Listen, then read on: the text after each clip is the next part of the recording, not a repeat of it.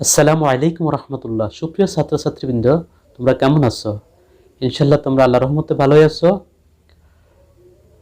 মাদ্রাসা পঞ্চম সপ্তাহের অ্যাসাইনমেন্ট এই পর্যায়ে এখন আমরা দাখিল ষষ্ঠ শ্রেণী আকায়েদ ও ফিক বিষয়ের অ্যাসাইনমেন্ট 2 এই অ্যাসাইনমেন্টে নিয়ে আমরা আলোচনা করব এবং এটির সমাধান করার চেষ্টা করব।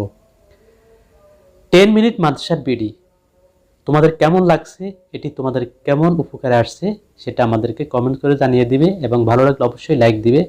তো পাঠ শিরোনাম হচ্ছে তোমাদের নাজাসাত ও আহকাম। তোমরা পাঠ শিরোনামটি লিখবে একেবারে খাতার উপরে, সেখানে তোমরা নাজাসাত ও আহকাম এই পাঠ শিরোনামটি লিখবে। তো তোমাদের জন্য নির্ধারিত কাজ হচ্ছে বা নির্ধারিত অ্যাসাইনমেন্ট বা প্রশ্ন হচ্ছে কোন প্রকার নাজাসাত সহ ইবাদত বৈধ আর কোন প্রকার নাজাসাত সহ এবাদত বৈধ নয়।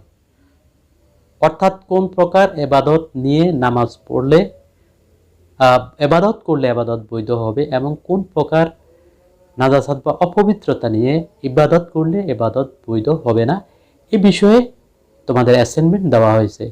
তো বিষয়টি আমরা আলোচনা করব। ইনশাল্লাহ আলোচনাটি তোমাদের উপকারে আসবে এই আশাবাদ ব্যক্ত করি। যদি উপকারে বিন্দুমাত্র আসে তাহলে একটি লাইক দিতে কখনো বলবে না। তো আমরা উত্তরটি এইভাবে সাজিয়েছি। প্রথমে আমরা ভূমিকা দিয়েছি পবিত্রতা ঈমানের অঙ্গ। কোনো ইবাদত অপবিত্র অবস্থায় বৈধ নয়। আর অপবিত্রকে আরবিতে বলা হয় নাজাসাত বা নাফাক। নাজাসাত কি? নাজাসাত এটি আরবি শব্দ, এর অর্থ হলো অপবিত্রতা। শরীয়তের পরিভাষায় নাজাসাত হলো যে সকল বস্তু শরীরে, কাপড়ে বা অন্য পবিত্র বস্তুতে পড়লে তা অপবিত্র হয়ে যায়, তাকে নাজাসাত বলা হয়। তাকে নাজাসাত বলা হয়। এখন আমরা জানব যে নাজাসাত সহ এবাদত বৈধ। যে নাজাসাত দ্বারা কোনো বস্তু অপবিত্র হওয়া, যে নাজাসাত দ্বারা কোনো বস্তু অপবিত্র হওয়া অকাট্য দলিল দ্বারা প্রমাণিত নয়, এই ধরনের বস্তুকে নাজাসাতে খফিফা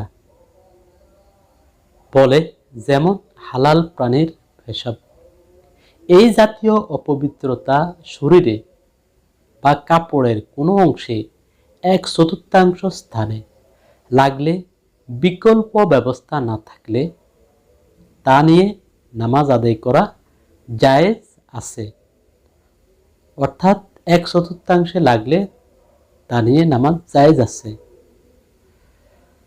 যে নাজাসাত সহ ইবাদত বৈধ নয়, যে সকল নাফাক বা অপবিত্র হওয়া অকাট্য দলিল দ্বারা প্রমাণিত এবং সন্দেহাতীতভাবে অপবিত্র, সেগুলোকে নাজাসাতে গলিজা বলা হয়, যেমন পেশাব, পায়খানা ইত্যাদি।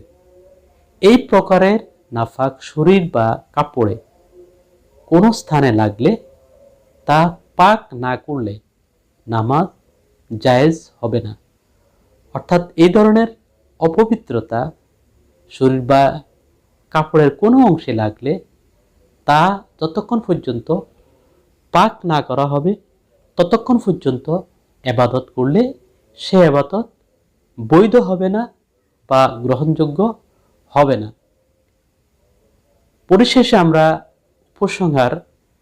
সর্বশেষ আমরা উপসংহার নিয়ে আলোচনা করব। যে উপসংহার পরিশেষে বলা যায় যে কোনো ইবাদত পালনের জন্য পাক পবিত্র থাকা উচিত, কারণ আল্লাহ রাব্বুল আলামিন নিজে পবিত্র, তার ইবাদত পবিত্র হয়ে করতে হয়।